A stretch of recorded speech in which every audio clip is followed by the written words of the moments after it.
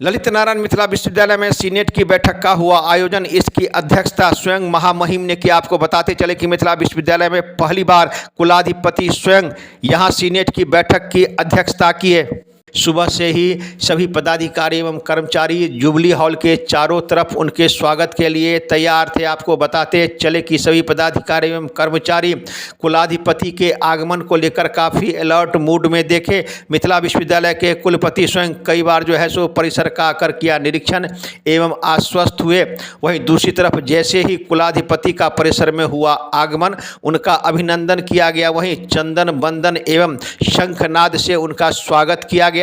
परिसर वहीं जहां बैठक होना था उसमें प्रवेश करने के बाद राष्ट्रीय गान, कुल गीत एवं स्वागत गीत गाकर उनका अभिनंदन किया गया। मिथिला परंपरा के अनुसार पाग, शॉल, मोमेंटो देकर मिथिला विश्वविद्यालय के कुलपति ने इनका किया स्वागत और उनके साथ आए आगत अतिथियों का भी स्वागत किया गया। वहीं दूसरी तरफ इस अवसर पर सभी सीनेट के सदस्य उपस्थित थे। मिथिला विश्वविद्यालय के वित्तीय परामर्शी दिलीप कुमार ने वित्त वर्ष 2024-25 का बजट प्रस्तुत किया। बजट कुल 8 खंडों में विभक्त कर धन दर्शाया गया। आपको बताते चले कि बैठक में दिलीप कुमार चौधरी, संजय सरावगी, डॉक्टर अजित कुमार चौधरी सहित अनेक सदस्यों ने प्रश्नोत्तर में भाग लिया। बजट को ध्वनिमत से पारित कर दिया गया। कुलाधिपति सहित अनेक प्रधान सचिवों का स्वागत अंग वस्त्र तथा प्रतीक चिन्ह देकर स्वागत किया गया। विश्वविद्यालय के संगीत एवं नाट्य विभाग के छात्र छात्राओं ने राष्ट्रीय गान, विश्वविद्यालय के कुल गीत एवं स्वागत गीत प्रस्तुत किया। बैठक का उद्घाटन दीप जलाकर किया गया। कुलाधिपति ने अपने संबोधन में कहा कि अभी भारत विकासशील देश है, पर प्रधानमंत्री ने हम सबको संकल्पित किया है कि 2024 तक भारत विकसित राष्ट्र बनेगा। उन्होंने अपने संबोधन में कहा कि सही राय देने के लिए आप सबों के लिए राजभवन के दरवाजे खुले हुए हैं। यहाँ के अच्छे छात्र दूसरे राज्य में पढ़ने के लिए चले जाते हैं, जिसके लिए हम सब दोषी हैं। हमारा सपना है कि यहाँ के छात्र छात्राएं यहीं पर पढ़ें और बाहर के बच्चे भी पढ़ने के लिए बिहार में आवें। इसके लिए ललित नारायण मिथिला विश्वविद्यालय को भी अपनी भूमिका निभानी होगी। इस अवसर पर कई बात उन्होंने सीनेट सदस्यों के बीच रखा। आइए सुनाते हैं उन्होंने क्या कहा। देखिए एक रिपोर्ट दरभंगा दर्शन न्यूज से मनोज झा।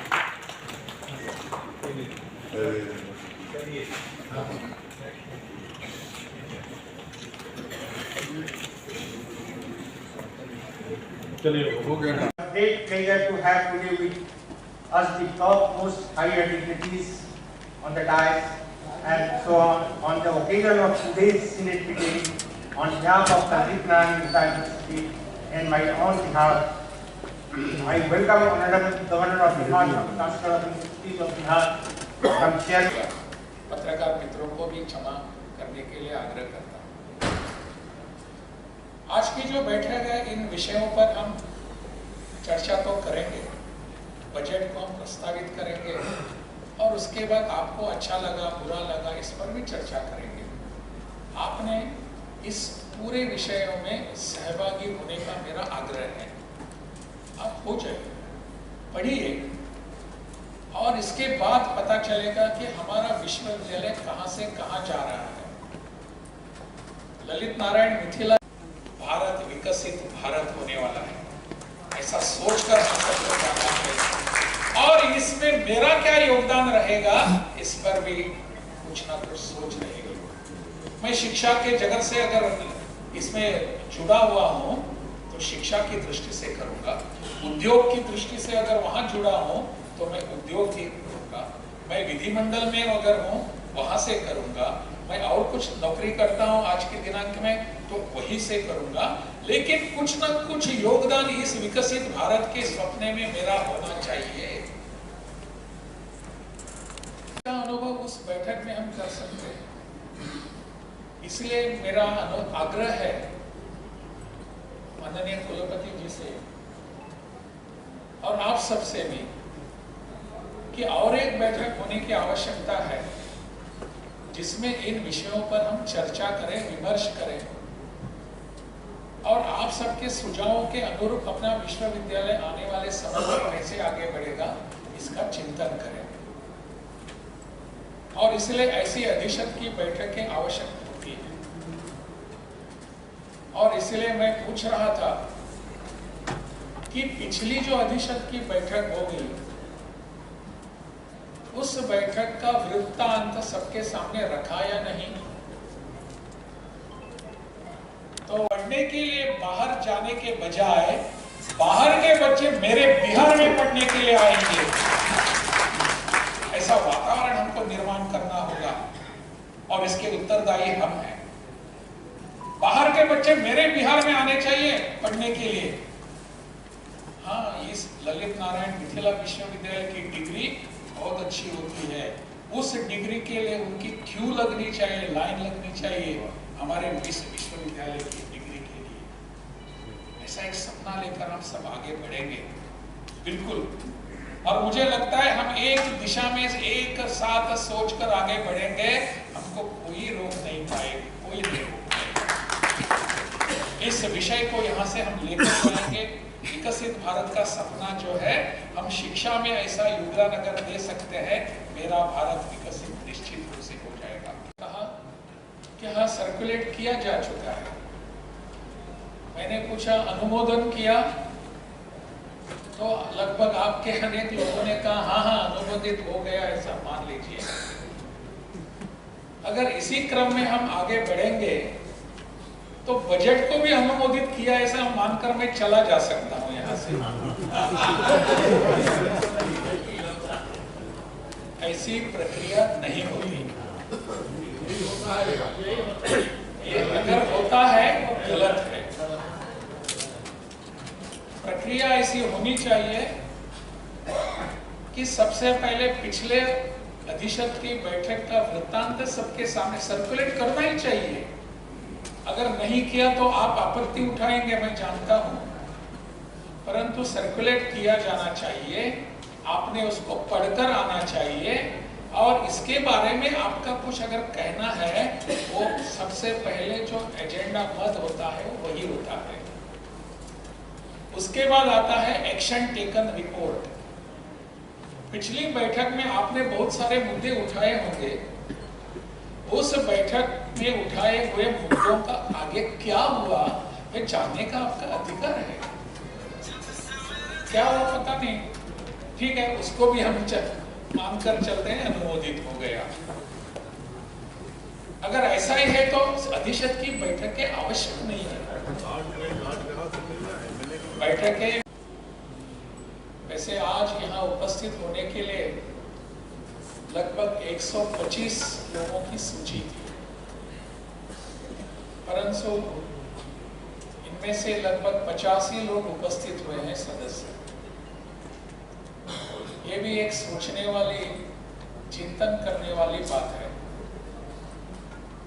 आज के इस अवसर पर मंच पर मेरे साथ उपस्थित हैं हमारे कुलपति जो नए नियुक्त हुए हैं अभी इस विश्वविद्यालय में, संजय कुमार चौधरी जी, कुल सचिव डॉक्टर अजय कुमार पंडित जी, मेरे प्रधान सचिव रॉबर्ट चोक्थू जी, अधिशत के सभी सदस्य जिनमें विधानसभा तथा विधान परिषद के भी सदस्य होंगे, ऐसे सभी सम्माननीय सदस्य, बहनों और भाइयों, आज की बैठक यह चिंतन की, मनन की बैठक होती है।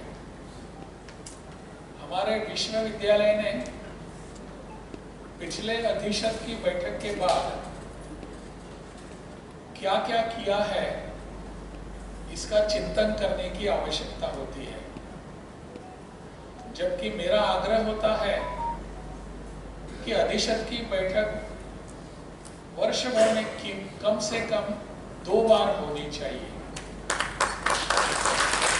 एक तो बजट पारित करने के लिए अपना अर्थ संकल्प जो है उसको आप सबके सामने रखकर पारित करने के लिए, और दूसरी बैठक जो होती है वो केवल शैक्षणिक विषयों को लेकर ही होनी चाहिए।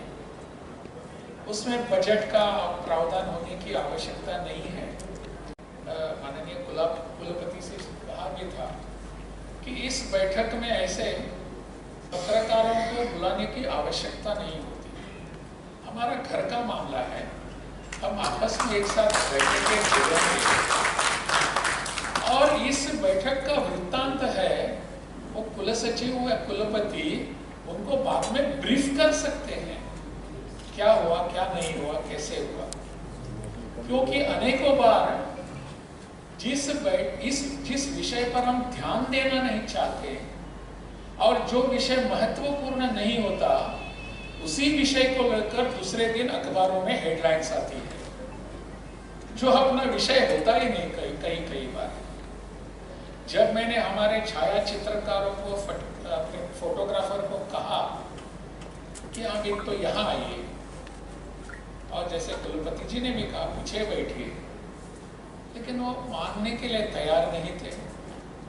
मैंने कहा अगर हम मानने के लिए तैयार नहीं है तो आप कृपया बाहर भी जा सकते हैं। लेकिन कुछ पत्रकारों को लगा यहाँ के कि उनकी बेइज्जती हो रही है। कैसे, मुझे पता नहीं बेइज्जती होती है। आप अगर यहाँ आए हैं तो कवर करने के लिए आए हैं, और कवर किसको कर रहे हैं? इस बैठक के वृत्तांत को। तो बैठक में जो आए हैं सहभागी होने के लिए, उनको सामने दिखना चाहिए क्या चल रहा है, क्या हो रहा है। हमारे पत्रकार मित्र यहाँ बैठ सकते थे, खड़े रह सकते थे, फोटोग्राफर्स, और वहाँ पीछे भी बैठ सकते थे। चलिए छोड़ दीजिए इन सब मुद्दों को।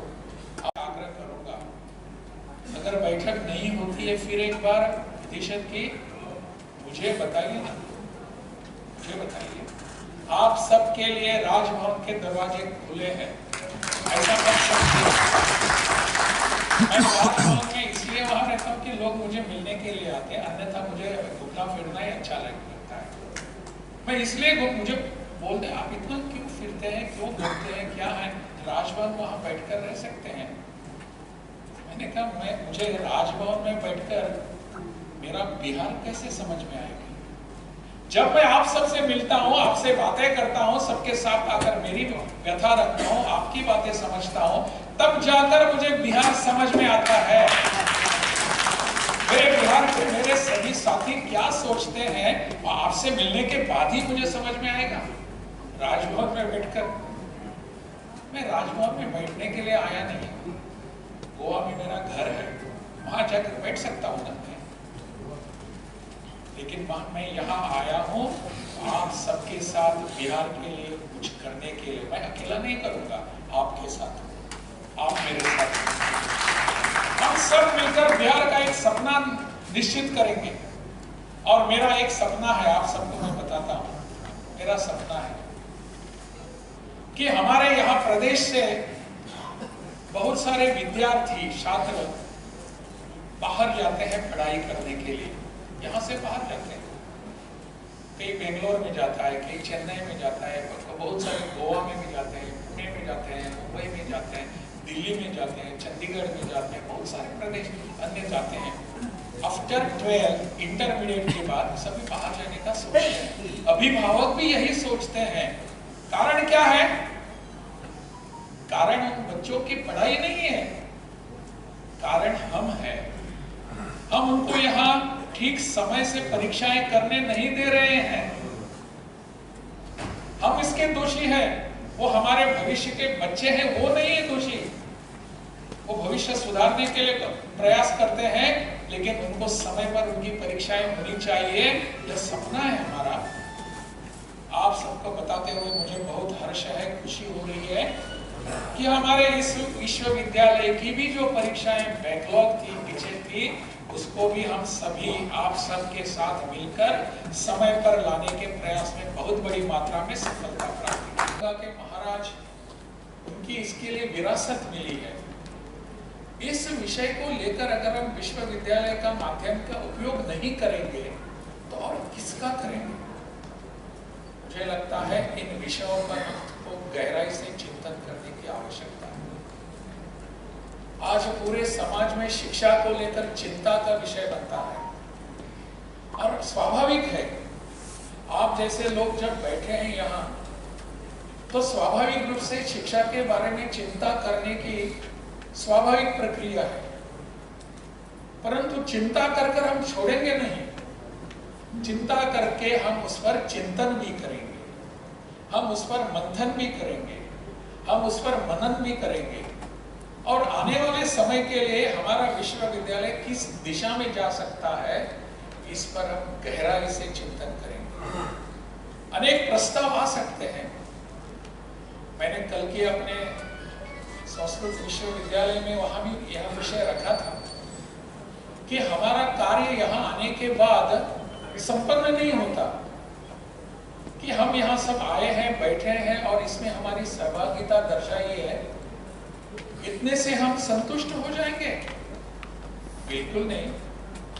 यहाँ का जो काम चल रहा है, कामकाज चल रहा है, उसको आधार करके हमारा काम आज से शुरू होता है आने वाले समय तक, आने वाले वर्ष के लिए। मुझे लगता है इसको हमको मनन करने की जरूरत है। यह मेरा विश्वविद्यालय है, मैं इसमें क्या सहयोग कर सकता हूं, मैं इसमें क्या समाधान दे सकता हूं समस्याओं का, इस पर चिंतन होने की जरूरत होती है। इसलिए जब भी यहाँ के विषय होते हैं उसका ठीक ढंग से पठन करके ही हम आएंगे। क्या क्या विषय यहाँ आने वाले हैं, अगर कुलपति हो या कुल सचिव हो, यहाँ बैठे हुए उन सब लोगों ने हमारे सामने ठीक ढंग से विषय रखे हैं या नहीं, इनको पूछने वाले आप होते हैं। They are accountable to you people. आपकी उनकी अकाउंटेबिलिटी यहाँ है। आप पूछेंगे क्या हो रहा है मेरे विश्वविद्यालय में, कैसे हो रहा है, ये कहाँ गलत रास्ते पर तो नहीं चल रहा? अगर चलता है तो उसको ठिकाने पर ठीक ढंग से ट्रैक पर लाने का काम हमारे सीनेट के सदस्यों का है। इसीलिए हम यहाँ आए हैं और इसलिए मैं कहता हूं कि आज की बैठक समाप्त होने के बाद हमारा कार्य संपन्न होगा, बिल्कुल नहीं। कार्य आज से शुरू हो गया, अभी से शुरू हो गया। हम करेंगे ऐसा। हमारे ऊपर कुछ न कुछ दायित्व दिया है।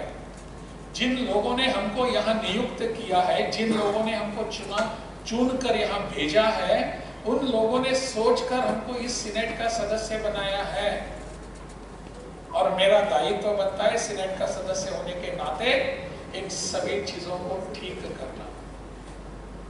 शिक्षा स्वाभाविक रूप से चिंतन का विषय है। क्यों है? वो शिक्षा जो होती है वो मनुष्य का निर्माण करती है। हमारा जीव तो आता है, परंतु मैं किस प्रकार का मनुष्य बनूं, क्या करूं, तो चिंतन देने वाला अगर कौन सा माध्यम है वो शिक्षा माध्यम होता है। मेरा हमेशा आग्रह होता है, निरंतर आग्रह होता है कि हमारे विश्वविद्यालयों से जो स्नातक बाहर जाते हैं वो स्नातक क्या नौकरी मांगने वाले बनेंगे या नौकरी देने वाले बनेंगे? हमारे स्नातक अपनी अपनी सर्टिफिकेट लेकर बाहर इस ऑफिस में जाएंगे, उस कार्यालय में जाएंगे, उस मंत्री के पास जाएंगे, उस विधायक के पास जाएंगे, मुझे नौकरी दे दो, मैं तो स्नातक हूं। ऐसा करने वाले हम निर्माण कर रहे हैं या कहने वाले हैं समाज को मैंने मेरा यहाँ इस्टेब्लिशमेंट स्थापित किया है, आइए नौकरी के लिए मेरे यहाँ आइए, मैं नौकरी आपको दे दूंगा।